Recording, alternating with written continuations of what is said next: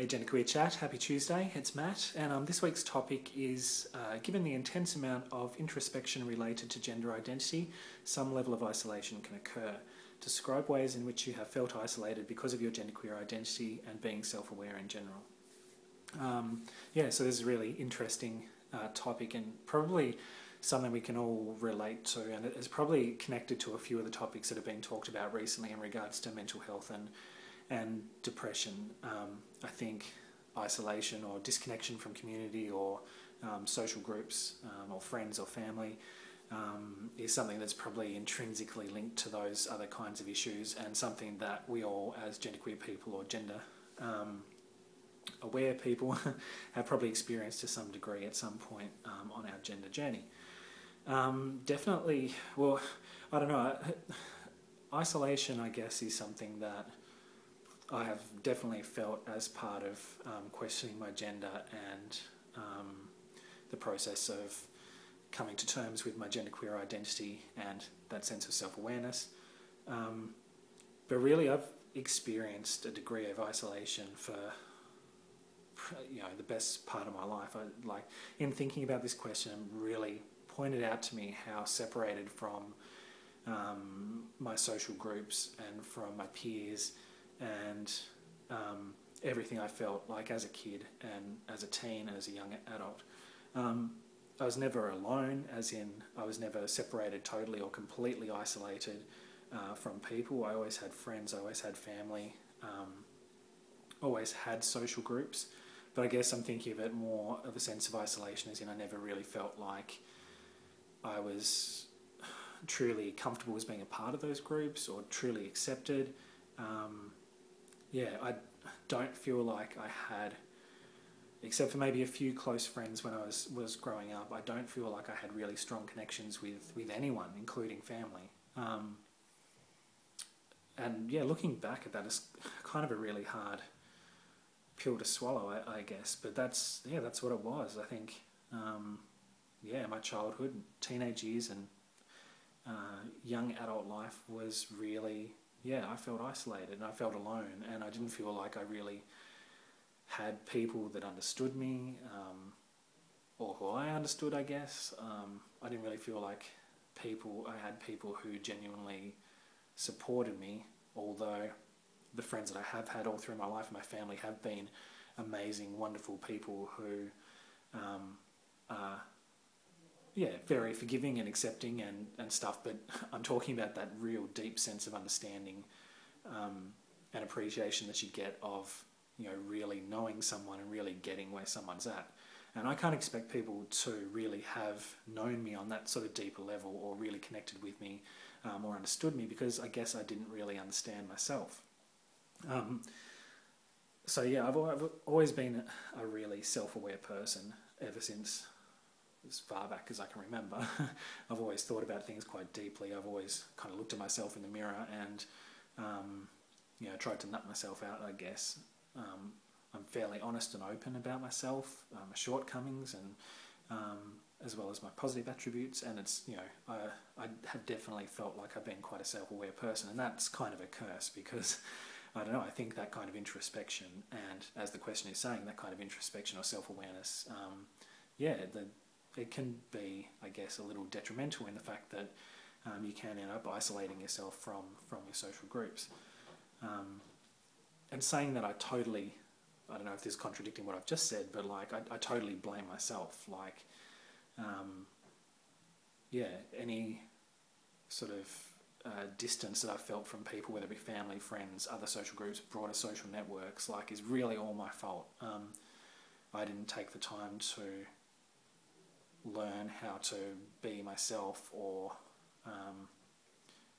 didn't allow myself the chance to feel comfortable in those groups. So any sense of isolation that I felt throughout my life, in retrospect, is totally my fault. And if I could go back, I guess I would have made much more effort with people. And it's not as if I was some total isolated loner, but there has been this common thread of feeling like I don't really belong, don't really have a place, that I haven't really had really tight, close connections or bonds with people, or that sort of deeper sense of understanding or empathy with with people who are like me, I guess. Anyway, fast forward like heaps, like through my early 20s, I was pretty much spent most of that time in relationships and in a family sort of situation. And I was with somebody who was really special to me for about 5 years, and we had a really cool relationship.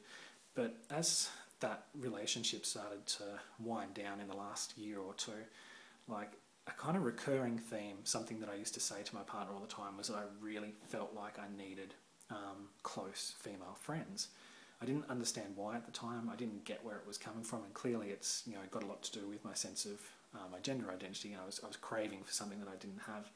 Now at the time I was also going to university, and I was finding that I'd gone from a person who had like a handful of sort of friends to suddenly being in a situation where I was in classrooms full of people, meeting all sorts of new people of different ages, and a lot of the people in my particular course were of the female persuasion, and that was something that was kind of new to me, I guess, as well, having that much contact. And I guess that added social awareness, or being in that environment, sort of triggered something, or made me feel like I really wanted to have deeper connections and deeper friendships and deeper understandings, and kind of a degree of intimacy in a friendship that I was lacking, other than people that I was in a romantic relationship or involvement with.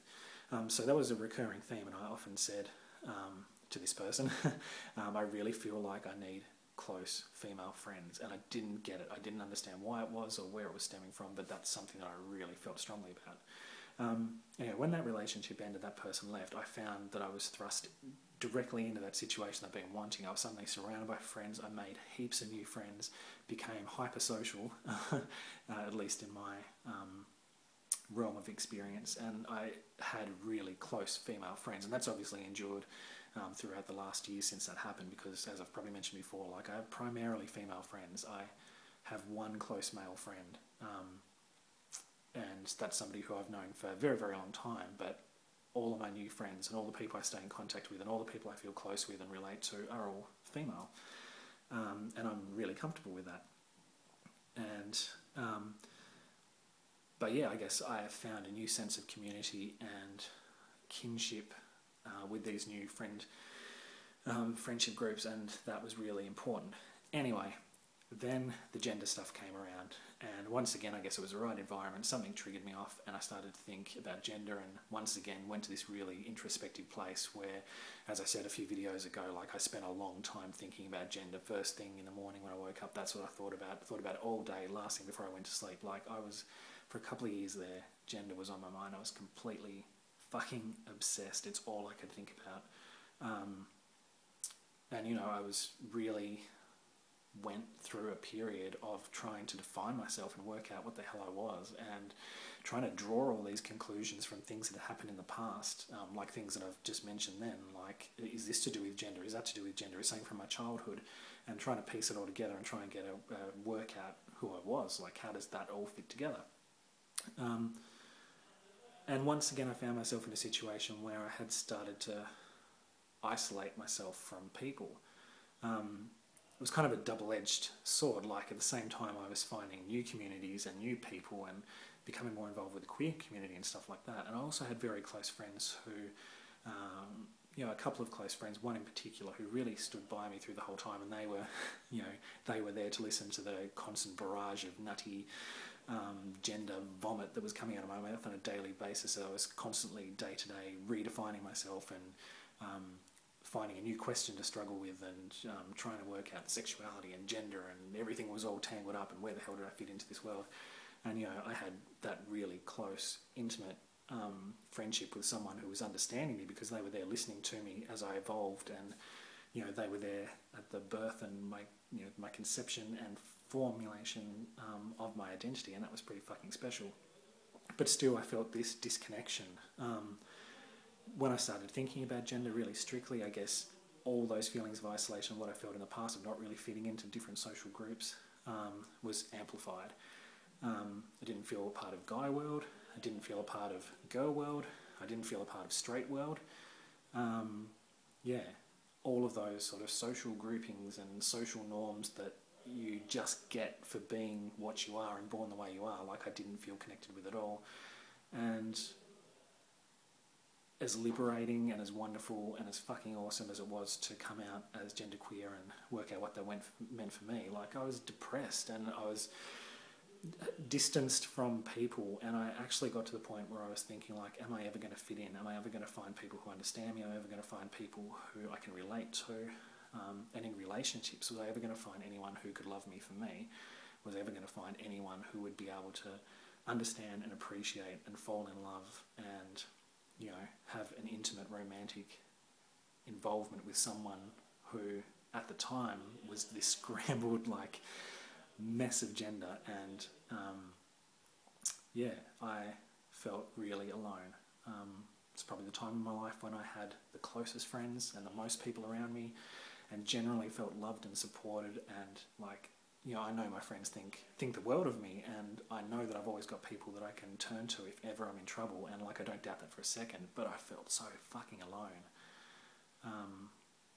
Yeah. As it turns out anyway, as things have gone on, I've become more comfortable with my identity. I've come out to more people and have found more positive and constructive outlets, I guess, for finding new communities and groups where I feel more accepted. And I do feel like, as a genderqueer person, there is a place for me, that there are other people like me, whether it be this channel or, you know, broader stuff. If it's on the internet or in real life, it's like awesome. Like, I know that there's a place for me, and I know that my identity is legitimised and is reciprocated by other people. And even if I don't have those kind of connections with other genderqueer people or people who understand or are supportive in real life to the degree that I want, I know that it's all good. And I know that people are going to love me. And I know that people are going to try and understand me. And I know that I'm never going to have a shortage of close friends, or, you know, I'm never going to be alone. Like, I'm going to find people, and I have done since that, people who love me and want to be with me and, you know, appreciate me for me. And that's a pretty empowering thing. But yeah, I guess that is the thing with being self-aware and going through something as massive as questioning your gender. You can fall into the trap of isolating yourself, pushing people away, keeping people at arm's length. But, I mean, the trade-off for that is when you do start to really nut out yourself and you feel good about yourself, yeah, there is place for everyone. So I think isolation is natural and it's something that we all go through to a certain extent. But, yeah, I feel pretty good in my life at the moment, and I do feel surrounded and supported by wonderful people. And I still have days where I feel like I'm an island. But yeah, most of the time I feel really good. Yeah, that's all I've got to say. Wow, that was, I hope that made some sense. Yeah, I just kind of talked and, yeah. Okay, see you next week.